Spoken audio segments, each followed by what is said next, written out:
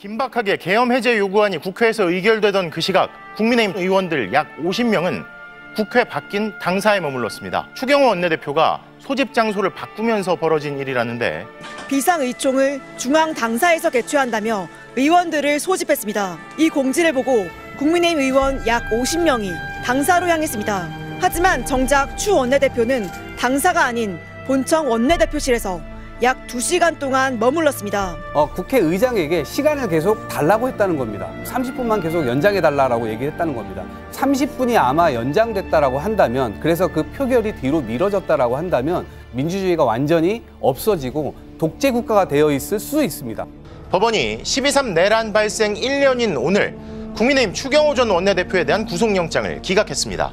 공정한 판단을 해주신 법원에 감사드립니다.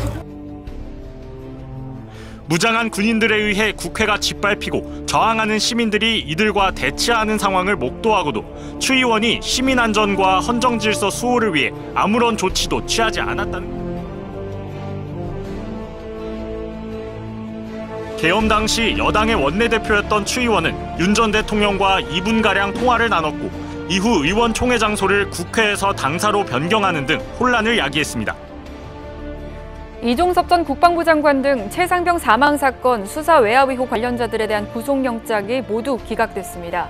양평 공공지구 개발 과정에서 허위 문서를 꾸며 개발 부담금을 내지 않은 혐의 등을 받는 김건희 씨의 오빠 김진우 씨의 구속영장이 기각됐습니다. 비상계엄에 가담했다는 혐의를 받는 박성재 전 법무부 장관에 대한 구속영장이 간밤에 기각됐습니다.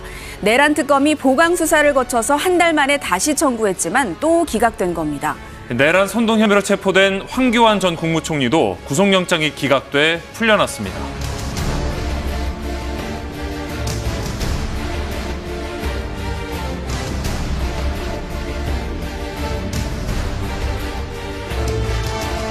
이 영장 전담 법관들이 수원지방법원에서 일제히 지난 2월에 모두 영장 전담 법관으로 조희대 대법원장이 임명했습니다.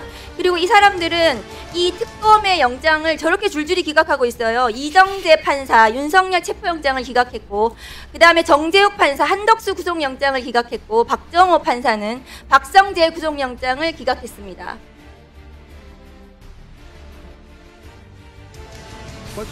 재판부로 항상 프레시. 지금 재판부로 항상 프레시해요. 제 잘못이죠, 그러면. 제가 표현을 잘못했으니까 100% 제 잘못이고 제가 죄송하다는 말씀 드리겠습니다. 증인신문 진행하도록 하겠습니다. 또 30분 기다리셨네.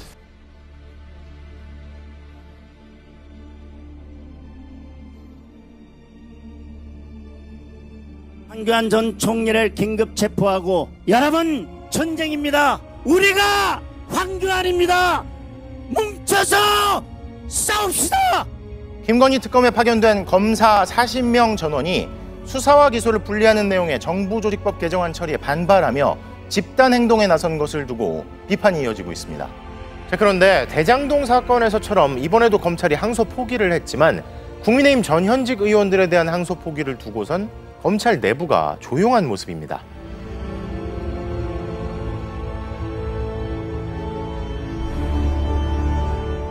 여인영 전 방첩사령관의 휴대폰 메모에서 충격적인 내용이 드러났습니다. 북한 평양과 백두산 기습 등을 무인기로 공략해 북한이 반드시 대응할 수밖에 없는 지점을 노려야 한다는 내용을 비롯해 특검은 이들이 북한을 군사 도발해 비상계엄 선포의 명분을 만들 목적으로 지난해 10월부터 11월 무인기 침투 작전을 벌였다고 결론지었습니다. 최종 상태는 저강도 드론 분쟁의 일상화라고도 적었습니다.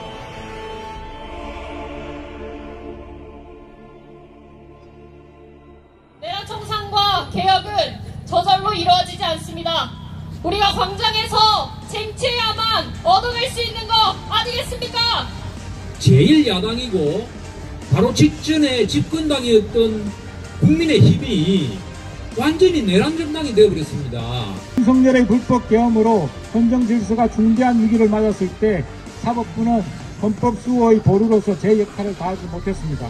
조희대 대법원장은 불법 대선 개입 판결을 통해 헌정을 뒤흔들었습니다. 이건 사법 쿠데타, 시민에 대한 도전입니다.